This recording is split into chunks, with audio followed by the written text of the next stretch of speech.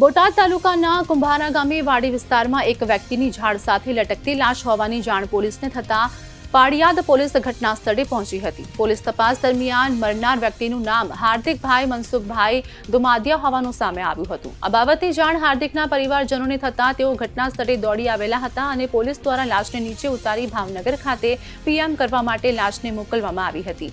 આ દરમિયાન પરિવારજનો દ્વારા પાળિયાદ પોલીસ સ્ટેશનને જણાવેલ કે આ હાર્દિકે આત્મહત્યા કરેલ નથી પણ તેની હત્યા કરવામાં આવી છે તેવી ફરિયાદ કરવા જતાં પાળિયાદ પોલીસ દ્વારા એફઆઈઆર નહીં થતાં ભાવનગર ખાતે પીએમ કરેલ લાશને સ્વીકારવાનો પરિવારજનો દ્વારા ઇનકાર કરવામાં આવ્યો છે।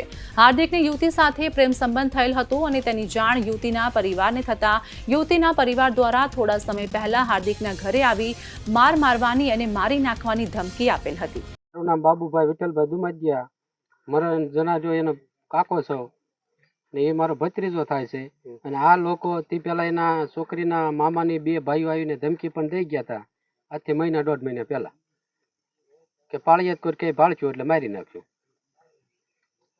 આ રીતે ધમકી આપેલી। ધમકી આપી ત્યારબાદ તમે પોલીસ સ્ટેશન કઈ ફરિયાદ કરાવી? આપણે કોઈ વસ્તુ કરી જ નથી, પોલીસ સ્ટેશન એ કઈ કર્યું જ નથી। આપનો પરિચય? દુમાદિયા મુકેશભાઈ રણછોડભાઈ દુમાદિયા। મુકેશભાઈ, બનાવ બન્યો એની વિગત શું છે?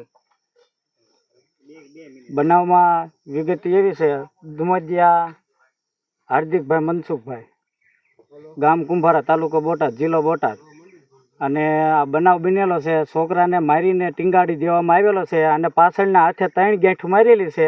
પોલીસવાળા કોઈ પણ જાતની કાર્યવાહી નથી કરતા ને હજી 40 કલાક થવા આવી છતાં પણ તે એફઆઈઆર ફાડી નથી અને એફઆઈઆર લીધી નથી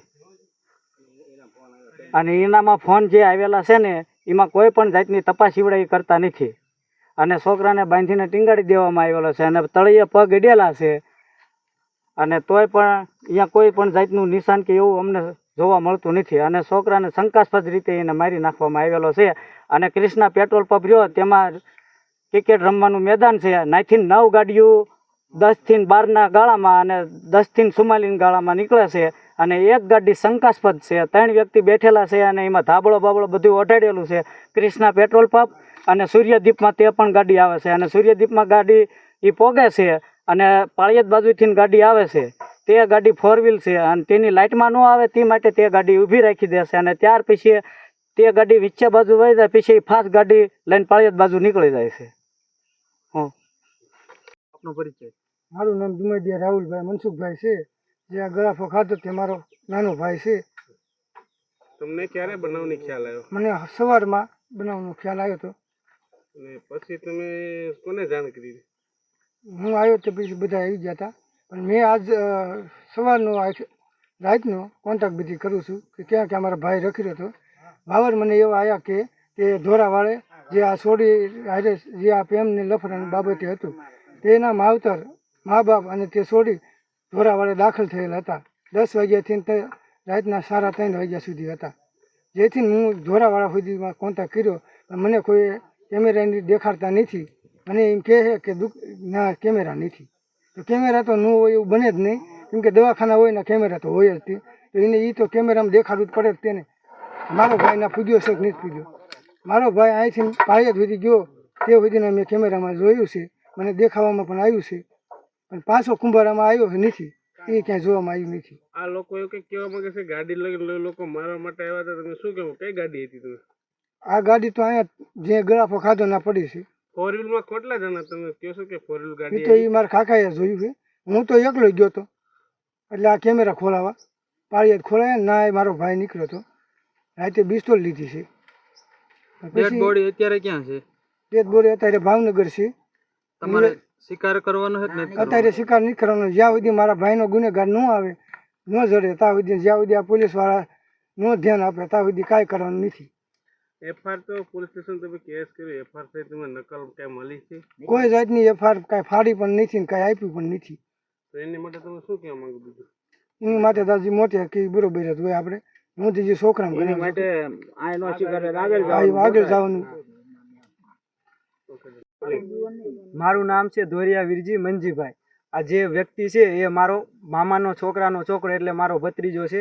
બનાવ બન્યાના ટોટલ અત્યારે 40 કલાક જેવું થવામાં આવ્યું છે અને પોલીસ તરફથી કોઈ પણ પ્રકારનો ફેમિલીને કોઈ પણ પ્રકારની જાણકારી આપવામાં આવી નથી કે આ રીતે છે કે આમ છે, અને કોની સાથે વાત થયેલ છે એ પણ જણાવવામાં નથી આવ્યું, અને પોલીસ સ્ટેશને જતાં કોઈ પણ પ્રકારની જાણકારી પોલીસ દ્વારા નથી આપવામાં આવી. અને આપણે કંઈ પણ કહીએ કે કેમેરા ચેક કરો, પછી મોબાઈલની કોની સાથે વાત થઈ છે એ જણાવો, તો એ વિશે કોઈ પણ પ્રકારની જાણકારી તે આપતા નથી લોકો, અને કહે છે કે હજી એ વાતની પણ ખાતરી નથી થઈ કે પોલીસે કાર્યવાહી શરૂ કરી છે કે નહીં.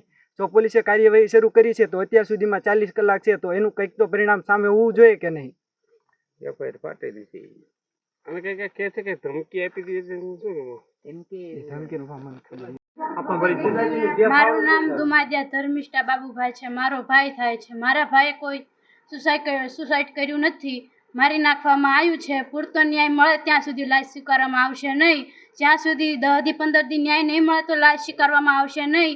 પૂરતો ન્યાય જોઈશે. અને તેના મામાએ ધમકી આપેલી છે, અને છેલ્લે એના પપ્પાનો, છોકરીના પપ્પાનો, છોકરીનો અને તેના કાકાનો ફોન આવેલો છે. છોકરો ભાઈ ઘરેથી ગયેલો છે, પણ પાછી ઠેલી હતી હાથમાં, એક વાડીએ ટીંગાડેલો છે તો ના હતું નહીં કશું, ઓઢણી બાંધેલી છે, તો એમ ગળાપો કોઈ ખાઈ શકે નહીં.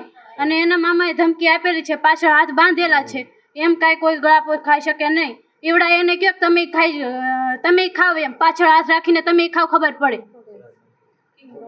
કેમ ગળાપો ખવાય છે. એમ ન્યાય જોઈશે પૂરતો. આપનો પરિચય. દુમાદિયા બીનાબેન જીતેશભાઈ દુમાદિયા છે. કુંભારા ગામ, તાલુકો બોટાદ, જિલ્લો બોટાદ. અને અમારો છોકરો છે ને, ફોન આવેલો, સાલું ફોન એ જતો રહેલો ગાડીમાં, અને એ ફોનમાં વાત ચાલુ જ હતી, અને એ પાછો એક વખત ગયો, પાછો આવ્યો ને પાછો ગયેલો છે.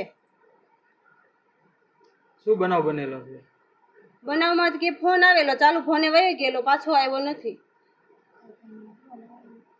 અને એના પપ્પાનો ફોન આવેલો છે, છોકરીનો ફોન આવેલો છે, અને એમના કાકાનો ફોન આવેલો છે, અને પોલીસ સ્ટેશને કોઈ જવાબ આપતું નથી.